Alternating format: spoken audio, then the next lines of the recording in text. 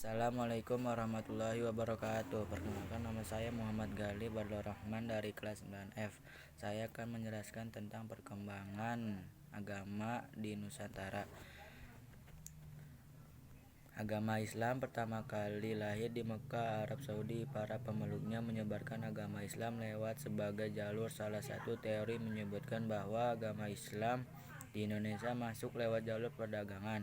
Ketika Islam menyebarkan agama dan kebudayaannya ke Indonesia, prosesnya cenderung berjalan dengan damai. Karena itu, raja hingga rakyat biasa menerimanya dengan hangat.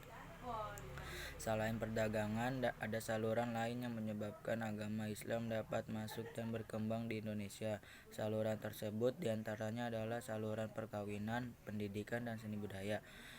Ada teori-teori yang menyebutkan tentang asal penyebaran Islam di Indonesia, yaitu teori Gujarat, teori Arab, dan teori Persia.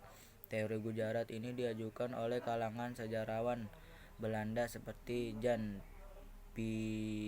Napel, Snok, Hurgronje, dan Jean Pierre. Menurut teori ini, penyebar Islam di Indonesia berasal dari Gujarat, India antara abad ke-7 hingga abad ke-13 Masehi. Kalangan yang berperan khususnya adalah para pedagang. Sejak abad ke-7 mereka telah memeluk Islam, dan di tengah kegiatannya berdagang mereka turut mengenalkan agama Islam termasuk di Indonesia.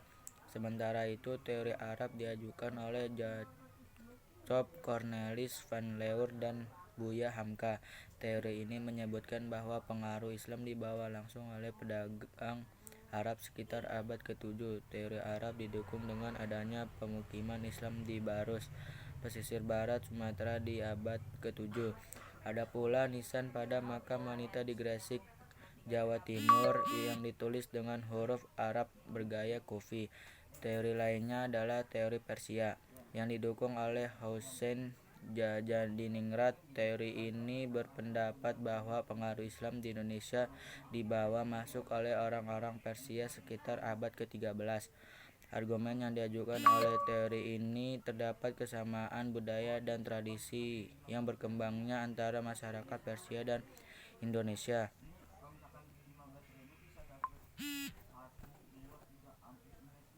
seperti peringatan 10 Muharram, kesamaan ajaran Sufi, kesamaan seni kaligrafi pada nisan makan, dan terdapat perkampungan Laran yang sempat menjadi perintis penyebaran Islam di Jawa. Perkembangan agama Islam di Indonesia semakin pesat dengan berdirinya kerajaan-kerajaan Islam.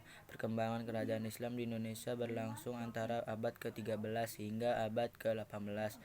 Kerajaan tersebut dapat dibagi berdasarkan lokasi pusat pemerintahan mereka, yaitu di Sumatera, Jawa, Sulawesi, dan Maluku. Kerajaan Islam yang didirikan pertama kali adalah Kerajaan Perlak.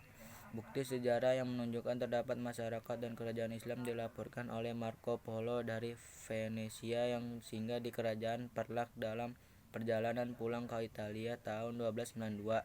Di Perlak, Marco Polo juga menjumpai adanya penduduk yang telah memeluk Islam dan pedagang Islam dari India yang menyebarkan agama Islam. Menyusul kerajaan Perlak, berdiri pula kerajaan Samudra Pasai. Bukti sejarah adanya kerajaan ini ditulis oleh Ibnu Battuta, seorang utusan kerajaan Delhi ke Tiongkok.